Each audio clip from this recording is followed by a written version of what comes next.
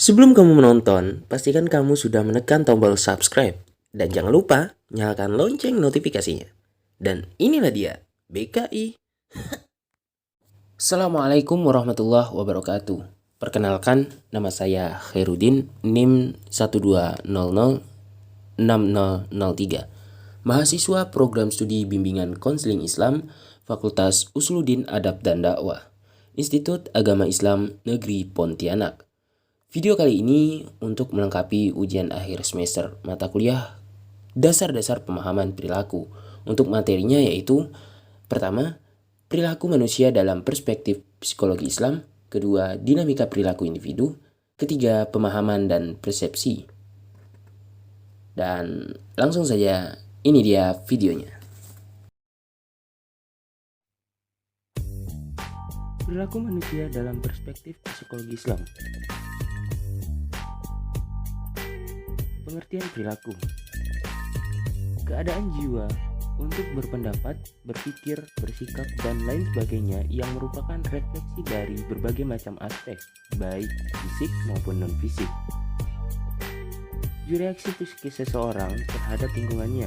Reaksi yang dimaksud digolong menjadi dua, yakni dalam bentuk pasif tanpa tindakan nyata atau konkret, dan dalam bentuk diartikan berbagai suatu aktif dengan tindakan konkret. Dalam pengertian umum, perilaku adalah segala perbuatan atau tindakan yang dilakukan oleh makhluk hidup. Macam-macam perilaku: perilaku deskriptif, perilaku normatif, perilaku islami. Perilaku deskriptif: perilaku yang menelaah secara kritis dan rasional tentang sikap dan perilaku manusia, serta apa yang dikejar oleh setiap orang dalam hidupnya sebagai suatu yang bernilai. Perilaku normatif: perilaku yang menetapkan berbagai sikap dan perilaku yang ideal dan seharusnya dimiliki oleh manusia atau apa yang seharusnya dijalankan oleh manusia dan tindakan apa yang bernilai dalam hidupnya. Perilaku islami: kata perilaku berarti tanggapan atau reaksi individu terhadap rangsangan atau lingkungan. Perilaku islami berarti segala tindakan, perbuatan, atau ucapan yang dilakukan seseorang, sedangkan perbuatan atau tindakan serta ucapan tadi akan ada kaitannya dengan agama Islam. Semuanya dilakukan karena adanya kepercayaan kepada Tuhan dengan ajaran, kebaktian, dan kewajiban-kewajiban yang bersalian dengan kepercayaan.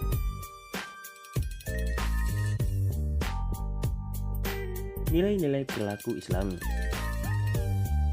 Yang pertama, tauhid, ibadah, akhlak. Dinamika perilaku individu. Pengertian perilaku.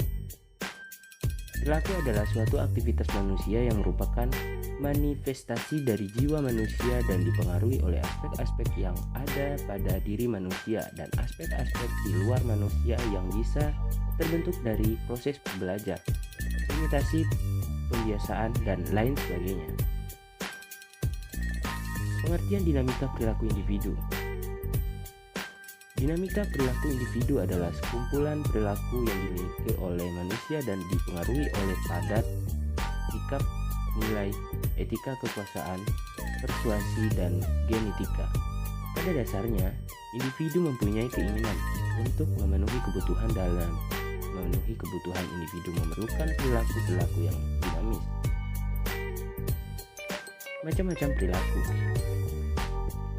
Perilaku motorik, perilaku kognitif, perilaku konatif, perilaku efektif, perilaku normatif, perilaku abnormal, perilaku proporsional.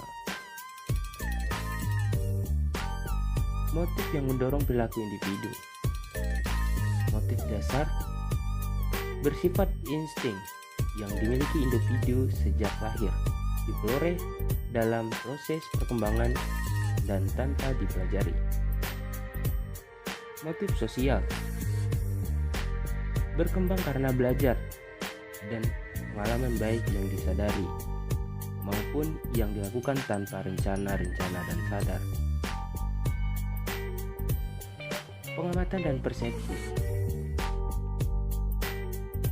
Pengertian pengamatan. Pengamatan adalah suatu proses di mana tiap-tiap keinderaan harus diorganisasikan dan diinterpretasikan supaya membawa makna yang lebih dalam kehidupan manusia. Jenis-jenis pengamatan. Pengamatan ikonik, pengamatan ekoik, dan pengamatan kinestetik. Pengamatan ikonik atau pengamatan visual melibatkan indera penglihatan. Pengamatan ekoik atau pengamatan auditori melibatkan indera pendengaran. Pengamatan kinestetik, pengamatan ini melibatkan indera rasa, bau, sentuhan. Proses pengamatan. Menurut fase fisis, fase fisiologis, fase psikologis, perangsang ditangkap oleh indera perangsang di bawah saraf sensoris ke sistem susunan saraf pusat perangsang sampai pada saraf pusat dan terjadi kesadaran. Syarat terjadinya pengamatan. Ada perhatian kita kepada perangsang itu. Ada perangsang yang mengenai alat indera kita. Urat saraf sensorik harus dapat meneruskan perangsangan itu ke otak. Pengertian persepsi. Persepsi merupakan suatu proses yang didahului oleh penginderaan, yaitu proses di mana si timus atau individu melalui alat indera atau bisa disebut proses sensoris. Fakta yang mempengaruhi persepsi.